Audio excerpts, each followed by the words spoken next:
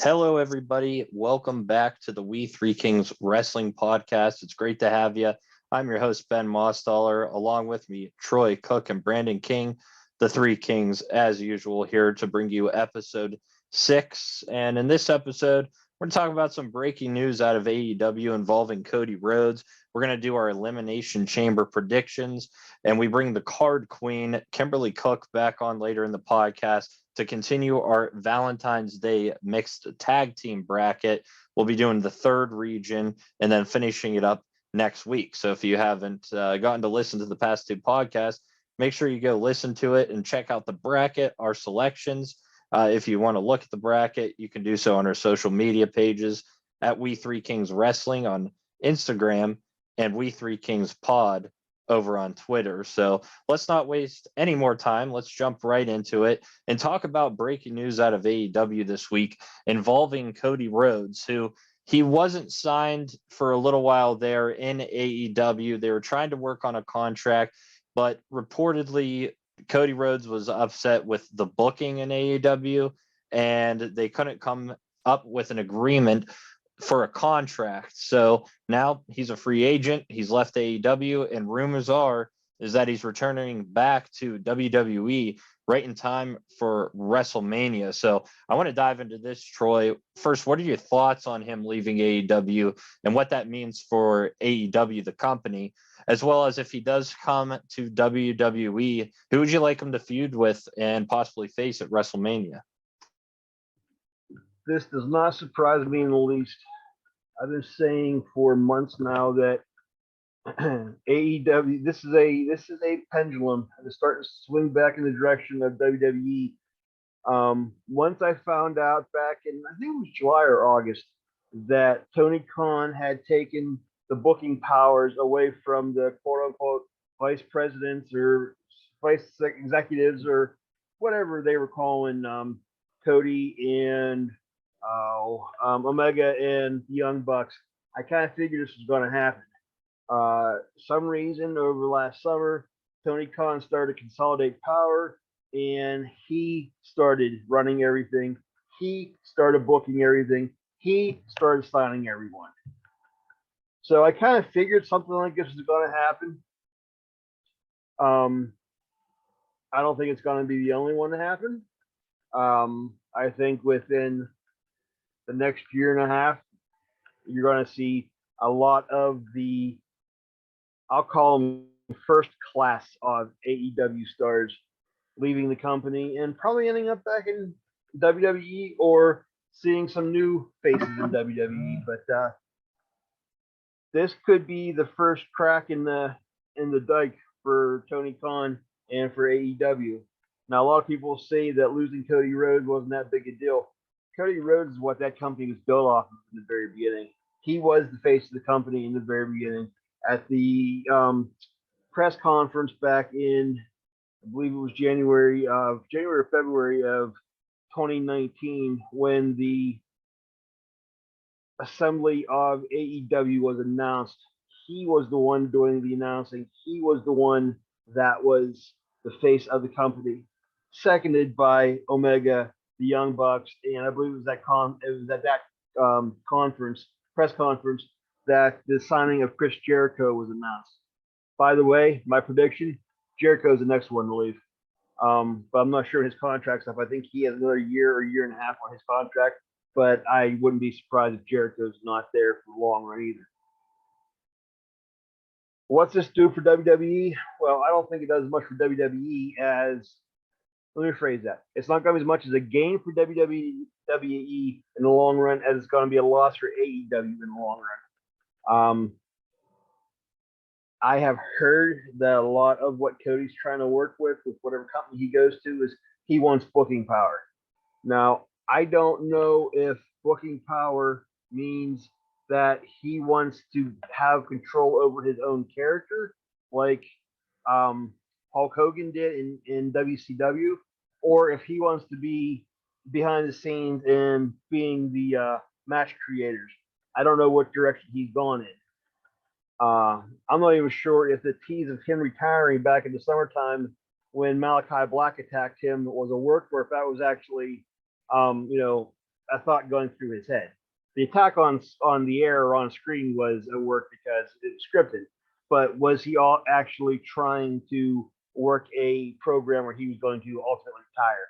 I don't know. Or maybe he saw back then that he wasn't going to be long for for AEW. As for who I could see him with in WWE, if he shows up for WrestleMania,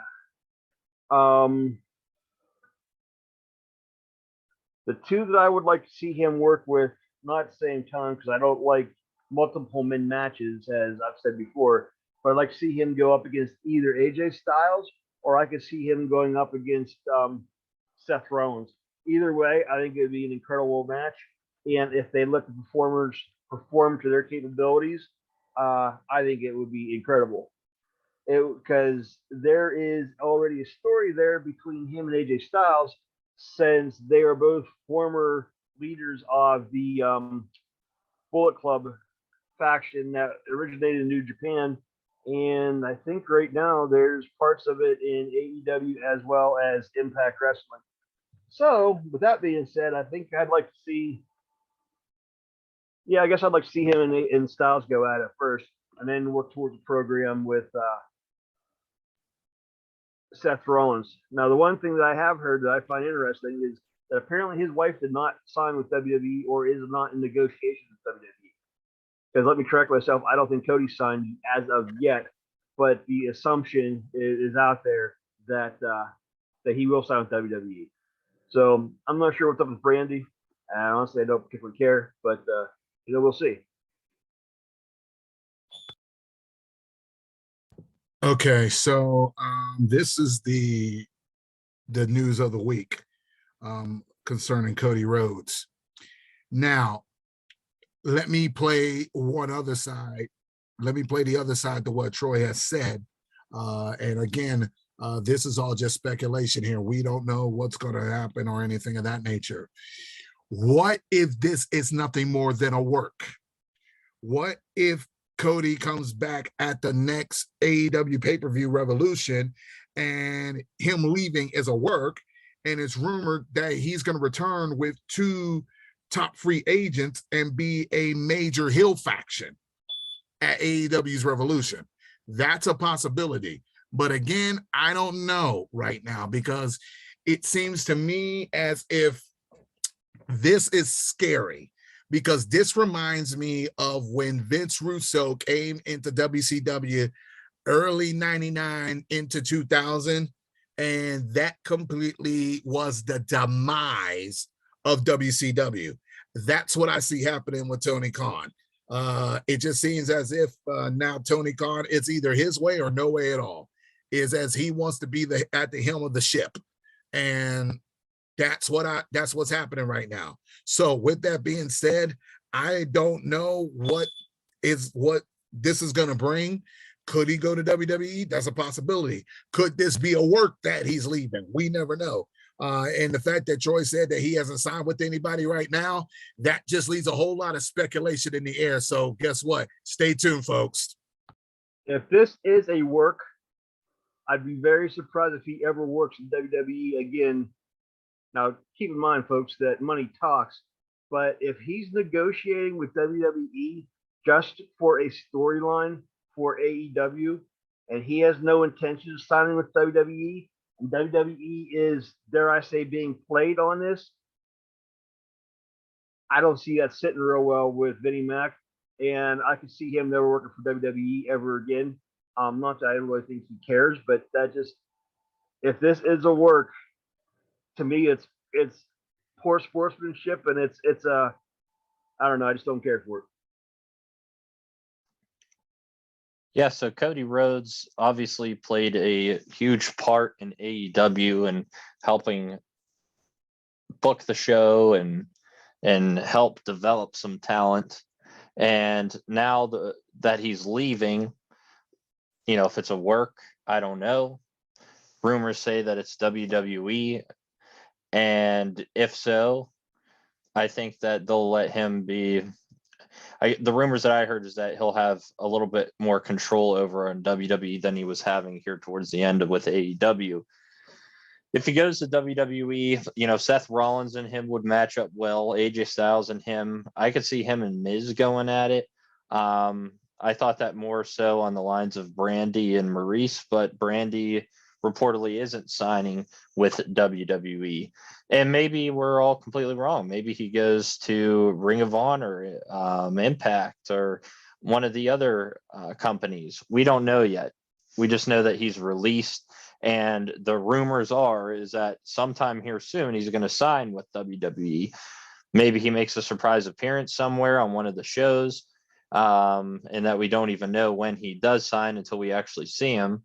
But with WrestleMania season coming up, I think it would be beneficial to have him on WWE to wrestle some of their best talent and to get a name out there. We've seen a lot of WWE talent go over to AEW, and we haven't seen anything in return. So that would be big for WWE if they sign back Cody Rhodes. But we will be here to talk about it once he does sign somewhere, and definitely be breaking that down. But for now, he's done with AEW. He said his goodbyes on his social media pages, saying that he's had a great time. He loved it there. And thank you to all the fans. So we hope the best for Cody wherever he signs next.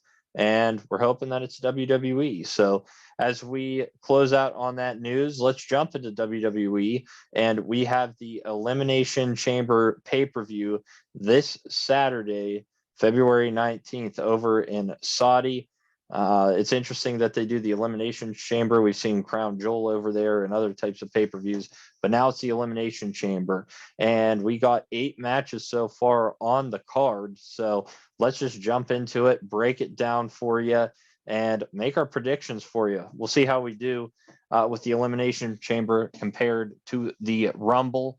And we start with Rey Mysterio versus The Miz. They've kind of been feuding a little bit on Raw over the last couple of weeks since the Royal Rumble.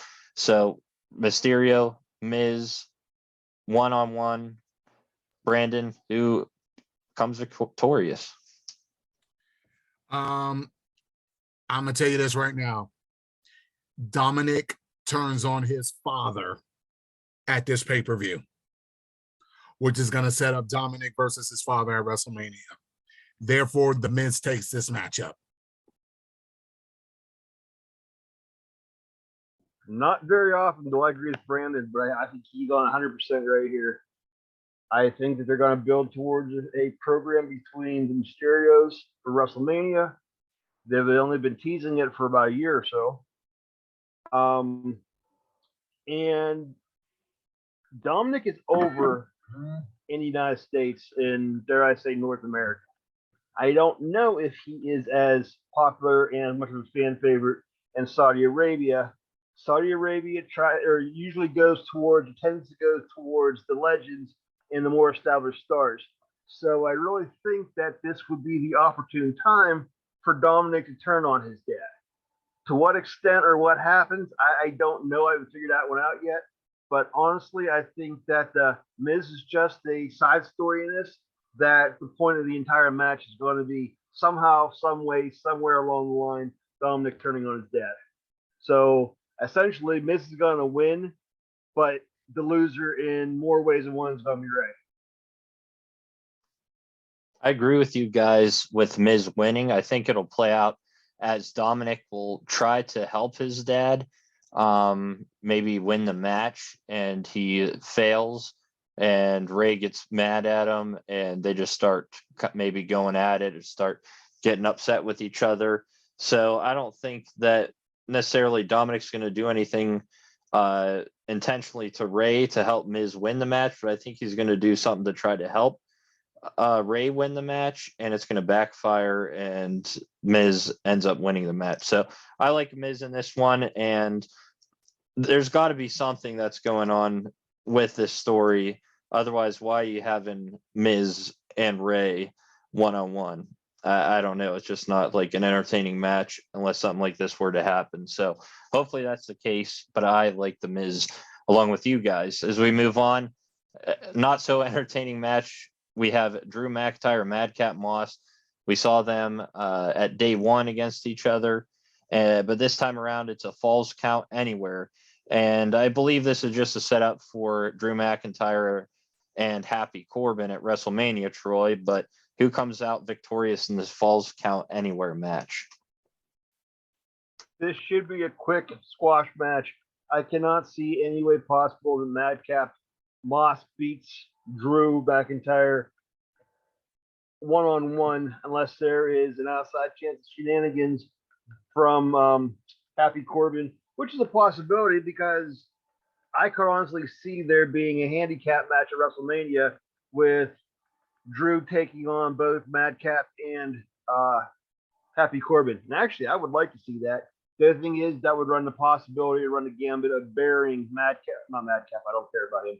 That would run the gambit of burying Happy Corbin, who I still think has potential to be a hell of a wrestler, a face or a heel, if they played him the right way. But I don't see any way other than Drew McIntyre in this match in Saudi Arabia unless there is blatant interference or significant interference coming from Happy Corbin. I say Drew wins this matchup. Sources are saying that Happy Corbin's gonna shaft Madcap Moss. But I'll tell you what, Madcap Moss is going to get lost in the shuffle after this matchup. There's no place for him there. He's not going to be productive. He's what we call the third wheel in this whole ordeal. So I tell you what, give me Drew McIntyre in this match. I like that, Brandon. And I once again agree with you guys. Drew McIntyre, an easy win for him over Madcap Moss. And I do see him, if this is the case, getting pushed back. He's only there because of Happy Corbin. And once that gimmick's done, there's not really a place for him. So Drew McIntyre all the way. And we'll move on from that and go to a tag team match. Ronda Rousey has announced that she is going to face Charlotte Flair for the SmackDown Women's Championship at WrestleMania. But in the meantime, she's been helping out Naomi, try to take care of Sonya Deville. So we have a tag team match at the Elimination Chamber between Naomi and Ronda Rousey versus Sonya Deville and Charlotte Flair. Back to you, Brandon. Who's going to win this one? There is a stipulation that I just read about with this match. Apparently, the stipulation is Ronda Rousey's going into this matchup with one hand tied behind her back because the sources are saying that she said she could beat, I believe it's Sonya Deville with one hand but tied behind her back. I don't know if that's going to happen. We'll see about that. I look for Naomi and Ronda to win this matchup because Flair is going to stick it to Deville and walk out in the middle of the match. Why? Charlotte's trying to preserve herself for WrestleMania. With that being said, give me Rousey and give me Naomi to win the match.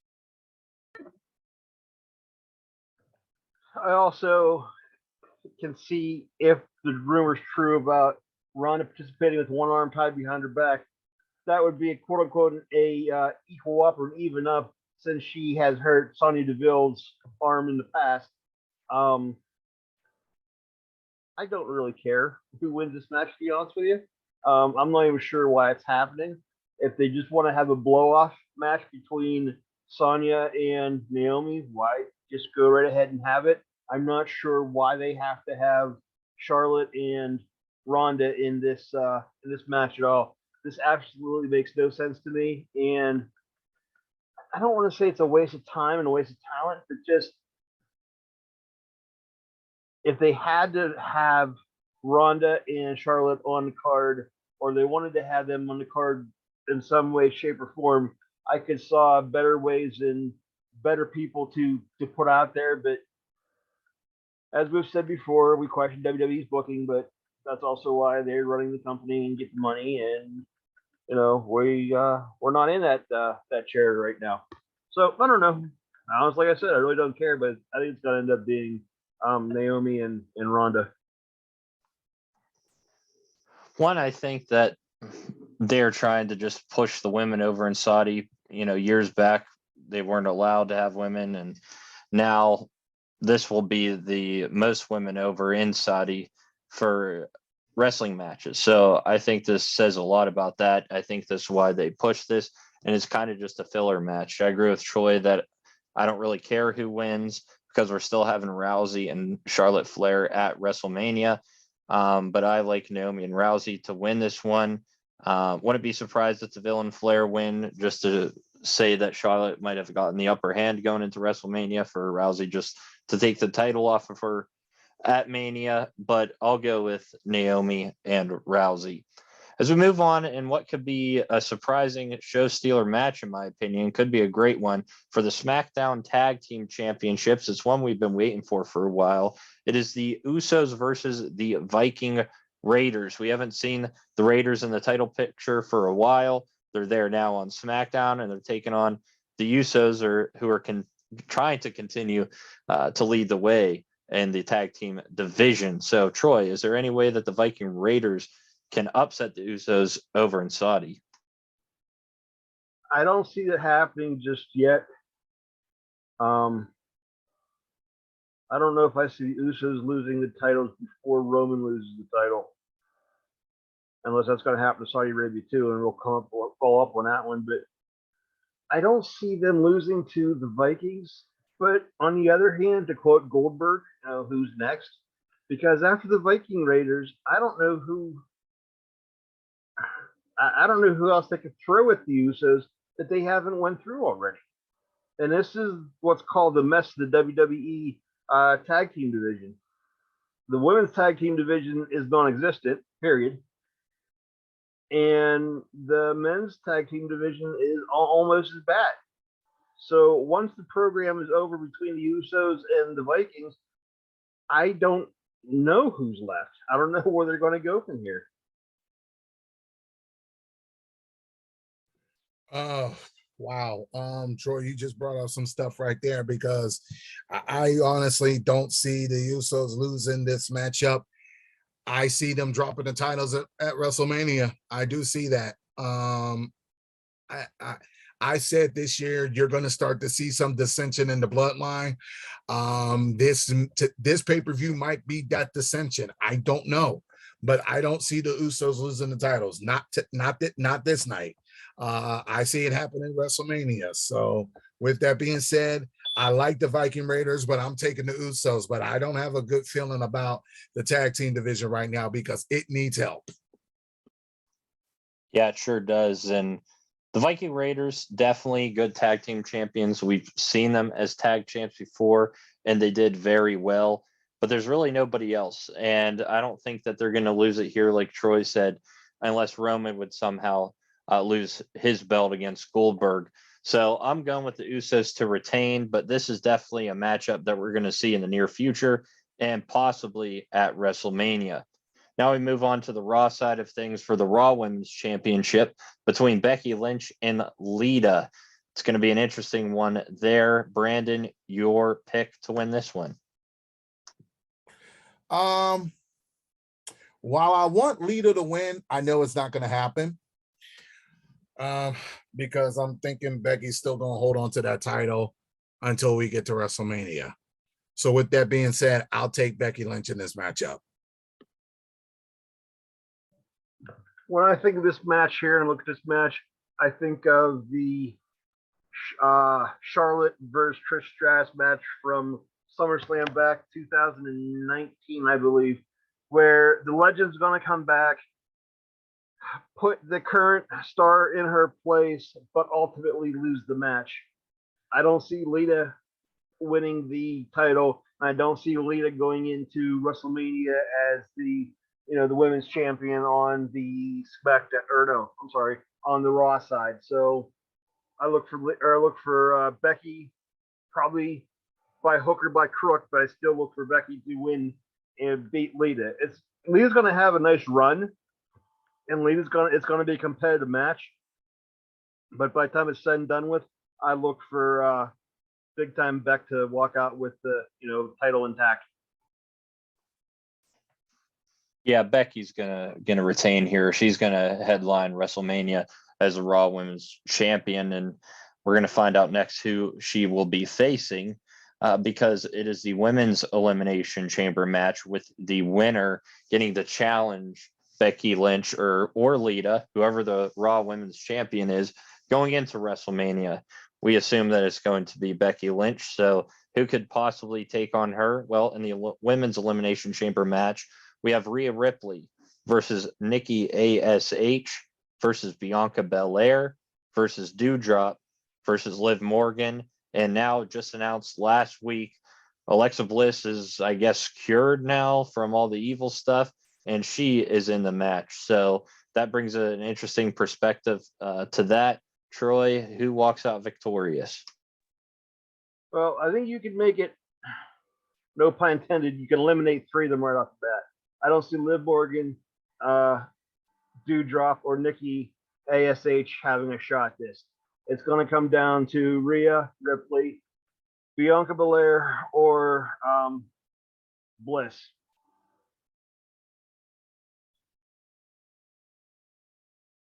I don't know what to predict, to be honest with you, because Bianca Belair and Rhea Ripley had a hellacious match on Raw the other night. It was a gauntlet match to see who was going to enter the chamber last, and Rhea ran the entire gauntlet except for Bianca Belair. I could see a main event from the women's point of view at WrestleMania with any of those 3, meaning Bianca or Rhea or Alexa Bliss. I'm thinking right now it's going to be Bianca Belair because they really haven't finished off the story between her and Becky yet. So I think we're going to get, of course, Becky and Ronda Rousey next year. And since we're going to have Ronda and Charlotte this year, I look for it to be Bianca and Becky, because there's that Bianca's the next one on the list. I don't know if the storyline between Rhea Ripley and Nikki ASH is done yet. God, I hope it is, but I'm not sure. And I don't know what they're going to do with Bliss, because I don't think the whole thing with that stupid Lily doll's over with either. So I don't know, but to me, booking wise, it makes most sense if it's going to be Bianca Belair. Yeah, I'm gonna say it's Bianca Belair. I don't Doudrop. No, Liv Morgan. It's nice, but not yet.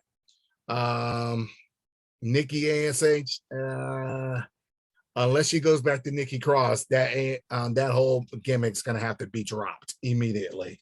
The danger I see with Alexa Bliss going forward is that if they keep on rehashing this, Bliss is going to be another one that's going to be blowing in the wind. I honestly see that. I hope to God that's not true, because Alexa Bliss is talented and she can work in that ring. I'm just hoping that they drop this whole thing and that it's over with. With that being said, I'm going to take Bianca Belair just for the simple fact I'm looking for it to be her and Becky at WrestleMania, with Bianca getting the title back. Yeah, for once, I'm not going with my girl, Liv Morgan, in this match. I agree with Troy that Doudrop, Liv Morgan, and Nikki ASH, you can eliminate from that. The 2 that I am stuck on is Bianca Belair and Rhea Ripley.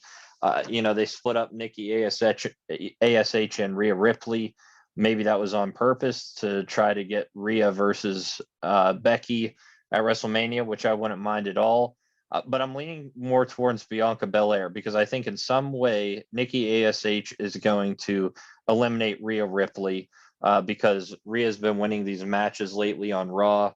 And I think that Nikki's going to kind of get a roll up on her to eliminate her. And I wouldn't be surprised if we see Alexa Bliss and Nikki ASH somehow team up in this match, because of being an old tag team and the old tag team champs on the women's side. So for that reason, I'm going to go with Bianca Belair. I think she overcomes all these women inside the Elimination Chamber, and we have Becky Lynch versus Bianca Belair at WrestleMania. Now I move on to the Universal Championship. Roman Reigns versus Goldberg. Yes, Goldberg has returned. This is reportedly the last match of his contract. We were supposed to have this last year or the year before, but it didn't happen because of Reigns and COVID. But it's here now. Roman Reigns, Goldberg, over in Saudi. And we know how much that Saudi loves Goldberg. But ultimately, Roman Reigns says, I'm going to Goldberg. Do what Goldberg does to everybody else. I'm going to do it to him. So, Brandon, does Goldberg become victorious, or does Roman Reigns continue his dominant reign as the Universal Champion? Troy and I were talking about this at lunch today. Roman Reigns' title reign has now gotten so stale, it's getting boring. So, with that being said, I'm going to say Goldberg wins just to break it up. Make Goldberg a transitional champion. I'm okay with that. Have Goldberg hold on to the belt until WrestleMania, then Roman can get it back. But I'm saying Goldberg wins just to break it up. I'm saying Goldberg wins because Saudi Arabia wants him to win. Vince has shown before that he will kowtow to the Saudi hierarchy, and what they suggest or what they want to have booked is what he'll book, outside of the fact that they have requested for numerous times now to have the Macho Man, the Ultimate Warrior, and Yokozuna on the card, and that's kind of impossible. But apparently the Saudis can't figure that one out. But I would like to see. Let me rephrase that. One of two things is going to happen: either Goldberg's going to win, or Roman's going to destroy him in a matter of minutes. I could see them pulling the card that Roman didn't take him seriously, and Goldberg beats him like he did Brock Lesnar at the let's see, what was that? Survivor Series 2016, I believe. But I could also see Roman completely dominating him and steamrolling him like Drew McIntyre did a couple years ago when when Goldberg came back and had that real weird short program where he was complaining, bitching that that Drew didn't respect him and Drew didn't have any respect for legends, which I still don't know where that came from and what happened to that storyline, but thank God it wasn't long lasting. But I'm thinking Roman's going to win and win decisively and quickly. But on the other hand, I would like to see Goldberg win just to shake things up a little bit. I think that Roman's going to Goldberg. I think this is a squash match. I think this is going to be a quick match. With having 8 matches on the card, 1 or 2 of them got to be quick. And Goldberg's matches are usually short. But I could see Goldberg not even getting a move in and just Roman demolishing him. One point that was brought up was that Roman said that he was going to stack, who was it, Edge and Daniel Bryan at WrestleMania, and he did that. He does what he says, and I think, or says what he does, whatever way, he's going to come out victorious. And I think ultimately this isn't over yet. He's going to continue this dominant run, and they need a dominant champion. That's what people like. That's why they brought back Brock Lesnar, because they want somebody that's dominant. That's who Roman Reigns is. He's going to be beat at some point, maybe at WrestleMania, but I can't pick against him until he's proven to me that he's going to lose. So I'm going to go with Roman here. Like to see Goldberg to split it up, and hey, maybe a Fiend sighting, maybe Goldberg and Fiend at WrestleMania.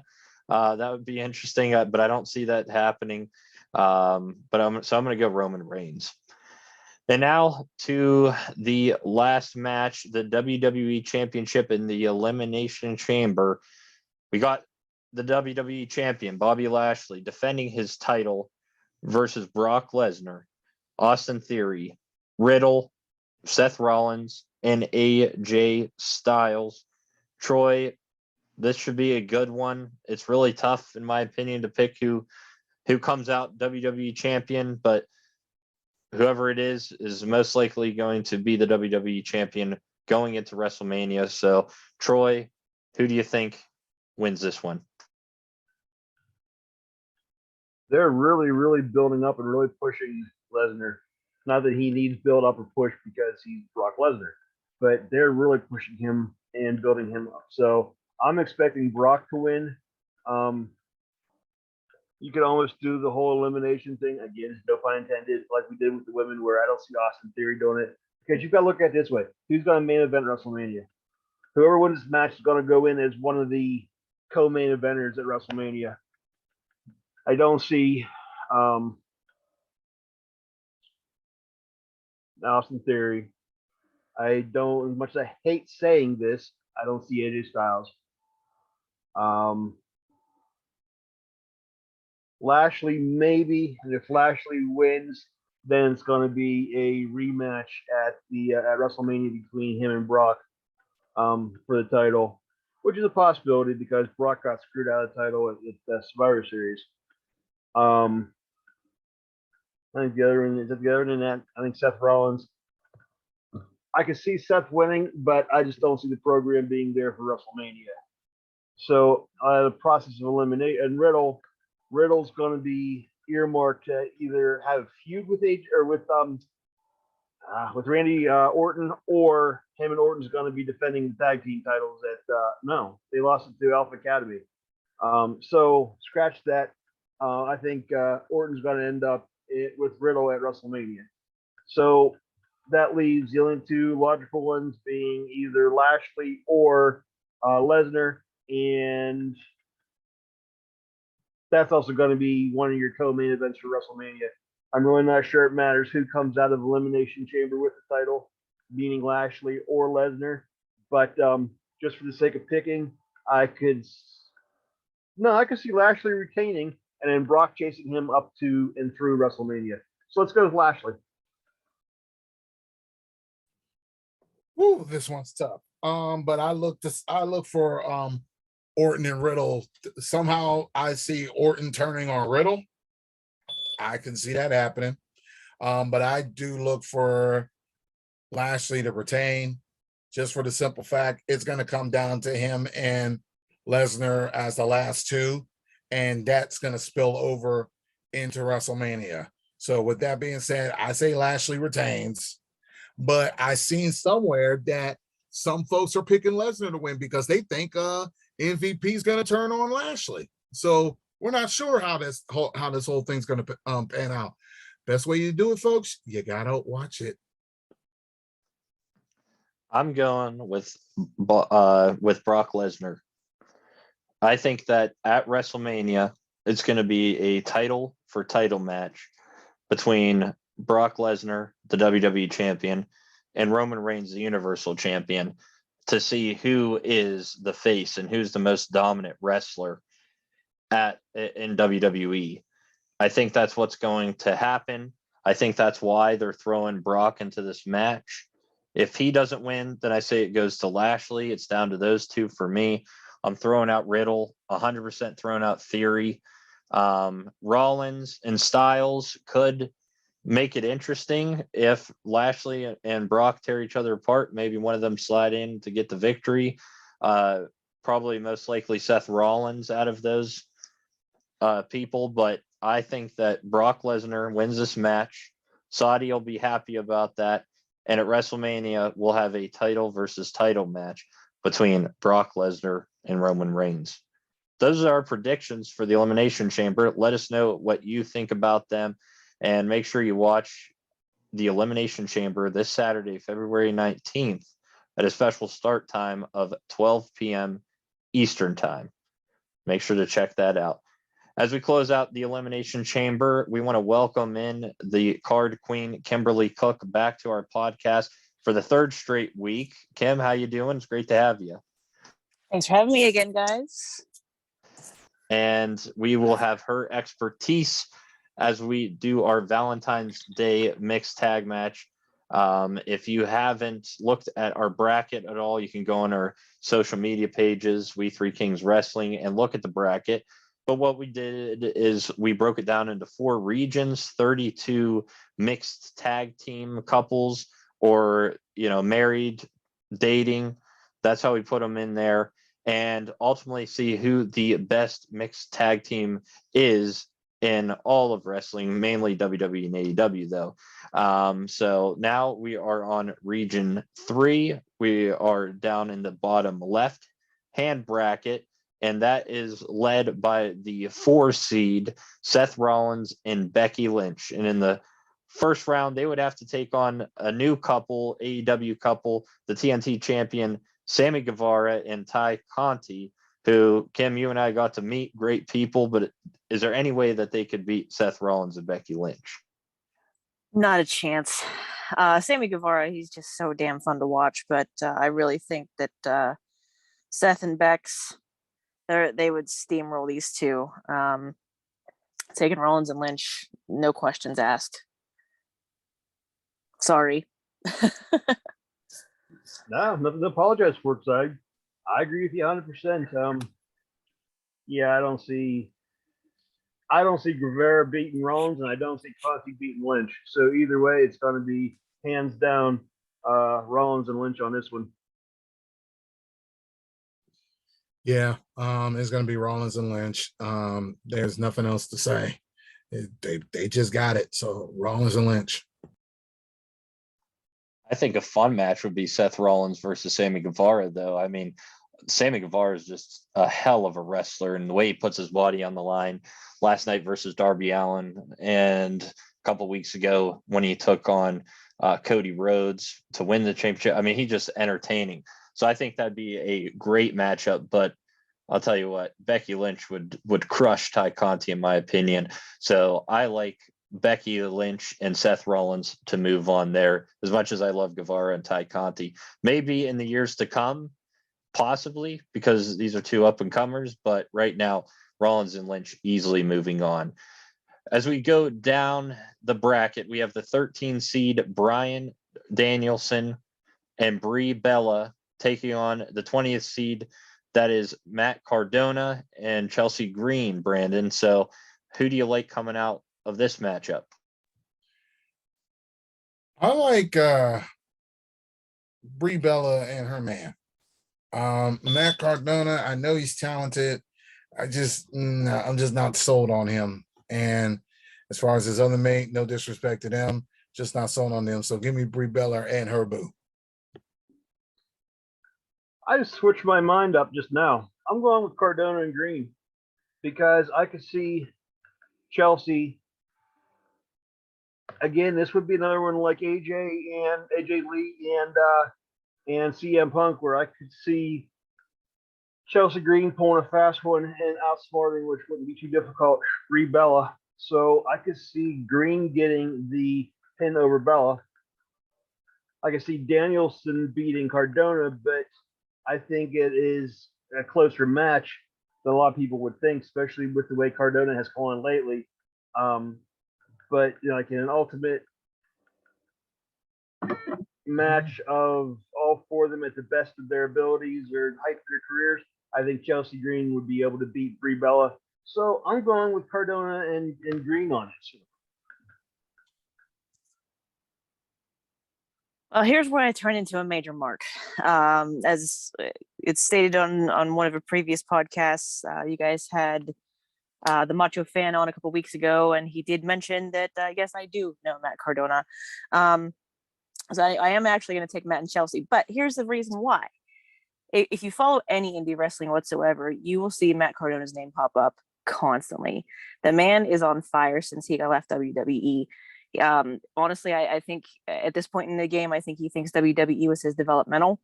The man's taking the wrestling world by storm outside of AEW and WWE. He's doing his best work now. Bryan Danielson, I think he's doing well in AEW, and I think he has done well in his career as a total. But pairing up the Brie Bella and Chelsea Green, I really think Chelsea would just trample her. Brie's held titles, so has Chelsea.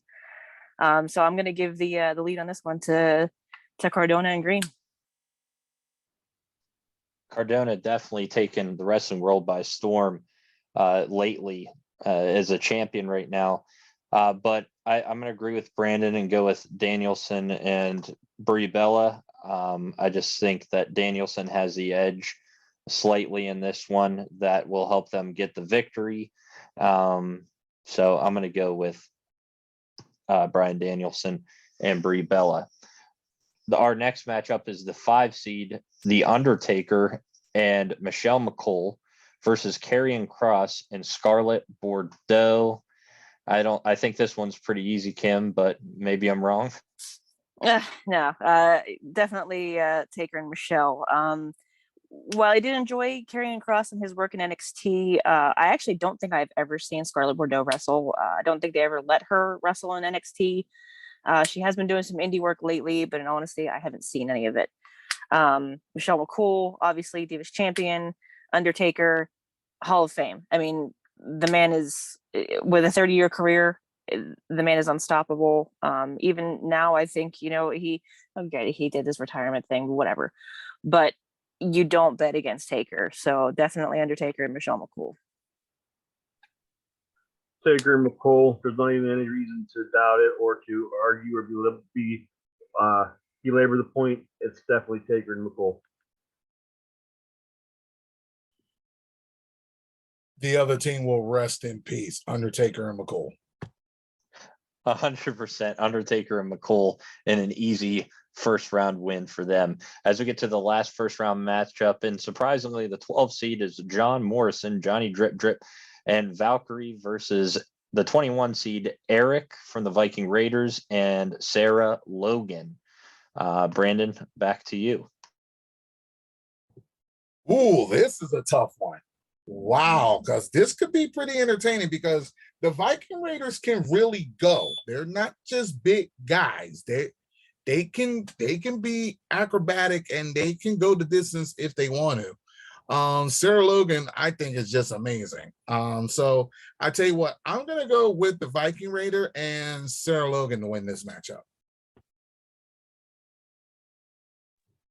I'm jumping on with Jomo and Valkyrie.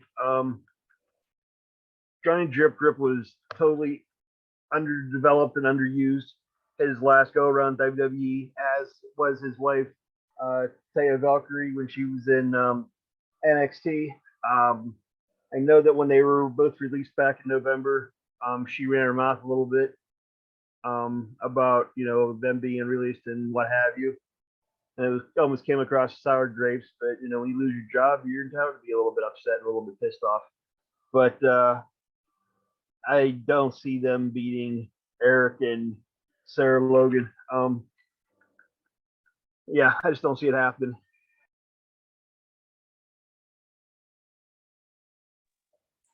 Yeah, definitely going JMO and Ty Valkyrie on this one too. And I'm going agility over talent. I mean, Sarah Logan, it was nice to see her back for the Royal Rumble. But in honesty, I was never really a big fan of hers when she did have her run with the Riot Squad a couple years ago. Viking Raiders, yeah, I mean they're good and they have a championship match coming up here soon, but I was never really a big fan of theirs either. John Morrison is a parkour king. The man can fly and flip and do whatever. So I really think that he'd definitely be the dominant one in this match. So Morrison and Valkyrie for sure. Yeah, John Morrison, like Troy said, he's so underused this last time around, and he could have been a dominant champion, fun to watch, at least for the U.S. title or Intercontinental title. So I like John Morrison overall to take care of Eric, and that's why I think that they will move on in a pretty good match. But I think they get it pretty easily. So I'm going with my boy Johnny Drip Drip to move on to the next round. As we move on to the second round, it'll be a matchup here for Kim between Seth Rollins and Becky Lynch and her buddy Matt Cardona and Chelsea Green. Here's hoping Broski doesn't listen to this. I'm going to bet against Broski on this one. I'm definitely going to take Seth Rollins and Becky Lynch over Matt and Chelsea. I think it would be a very difficult matchup, a very tough matchup, a very fun matchup. Because I think Rollins and Cardona could have had some really fun matches if they were both in the same promotion. and definitely the same with Chelsea and Becky. But I'm gonna go Rollins and Lynch on this one. Sorry, Matt. I think with this one here, Becky is head and shoulders above Chelsea. I don't care what the guys do. Can they have an incredible match? Sure. I also think that Seth would be able to outwork Broski. I'm not as big as a fan of Cardona as my wife is, but that's neither here nor there. But I really think that Becky would dominate Chelsea, so I'm going with Rollins and Lynch on this one. No questions asked. I'm going with Becky and Rollins in this one. There's no, we're not even, this is not even for discussion. Yeah, I like Seth Rollins and Becky Lynch over Brie Bella and Bryan Danielson. Bryan Danielson and Seth Rollins could put on a match, but Becky Lynch is just way too dominant in this match and would carry them to move on to the next round. As we go down to the bottom part of the second round, Brandon, to you have Undertaker, Michelle McCool, and you're going with Eric and Sarah Logan. So I think another rest in peace for you here. Absolutely. Need I say more? I'm also going with Taker and Michelle McCool with this one. I could just see. Now I don't know much about Taya Valkyrie outside of her a little stint in NXT, but I think Michelle McCool could dominate her, and I know Taker could dominate Jomo. So let's just go with Taker and Mrs. Taker on this one. Taker and Mrs. Taker, I like that. Yeah, I'm actually gonna go Undertaker and Michelle McCool on this one too. As much as I enjoy watching John Morrison fly around, I just think that age and experience, I think would dominate over Jomo and Taya. So I'm going Taker and Michelle. Yeah, I'm easily going with Undertaker and Michelle McCool here. Undertaker just be way too dominant in this matchup. So give me them and give us probably the best matchup we've talked about yet in our brackets. It is the 4 seed Seth Rollins and Becky Lynch versus the 5 seed Undertaker and Michelle McCool. We all have it. We all got to make a prediction. So Kim, who's coming out of this region? This one was tough. This whole region, I think, was very, very tough for me. But I am actually going to go with Seth Rollins and Becky Lynch. We have seen The Undertaker lose, and it has been two dominant young men on Seth Rollins' level. I got to give this one to Seth and Becky. Again, I'm going to go with the women on this one, where I believe that Becky Lynch right now is probably one of the most, if not the most dominant wrestler in WWE right now. In fact, actually, I think the 3 most dominant wrestlers in WWE right now are all on the women's side when it comes down to Becky Lynch and Bianca Belair, and you could even maybe say Ronda Rousey on that one. And the only guy that I see being somewhat dominant is Roman Reigns. But let me digress and get back to the storyline here. I think Becky Lynch would destroy Michelle McCool, and I think I think Rollins would have enough to hold off Taker in order to ensure the win. So I'm going with Big Time Bex and Seth Rollins on this one. I'm not. I'm going with The Undertaker and McCool for the simple reason. All the points that you said are very valid. However, if there's somebody that is conditioned to go 5 to 10 extra miles, it's The Undertaker. I know McCool has some work in the ring. I know she can do some things in the ring, but I'm telling you, The Undertaker is the master of conditioning. He can match any style. He can be versatile. He can slow the pace down, and he can match up any pace with you. So with that being said, give me The Undertaker and McCool. And I have to agree with you, Brandon. I like Undertaker and McCool in this one as well. I think you got to give the nod to Becky Lynch a little bit over Michelle McCool, and the nod to Undertaker over Seth Rollins, although I could see them just, if they wrestled 5 times, they could split every single time. But who comes out on top? I think it's Undertaker. So I like Undertaker and Michelle McCool. I'm not going against them, but this matchup here ultimately was the toughest matchup, in my opinion, out of the whole bracket. And this, in my opinion, could possibly be the championship if it was set up better. Unfortunately, these two had to face off in the same region and only one can come out. But ultimately, if they were on different sides of the bracket, I think this could be your championship here. And what a matchup it could be. So I'll agree with you, Brandon. But we split here. The Cooks going with Becky Lynch and Seth Rollins. Brandon and I are going with Undertaker and Michelle McCool.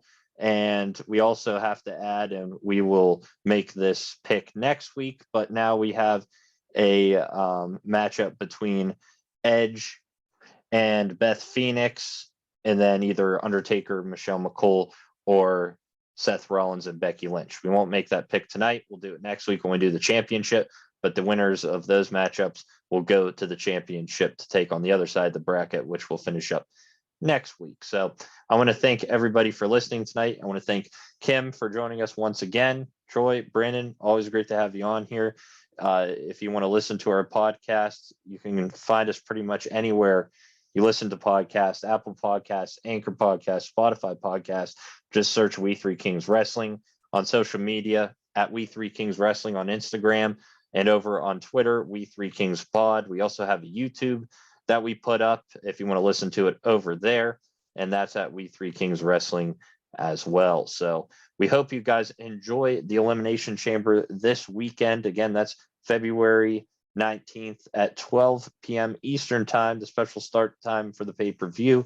We'll be back next week to talk about the results of the Elimination Chamber, as well as finish up our Valentine's Day mixed tag team bracket. So we thank you for listening, and we'll see you next week.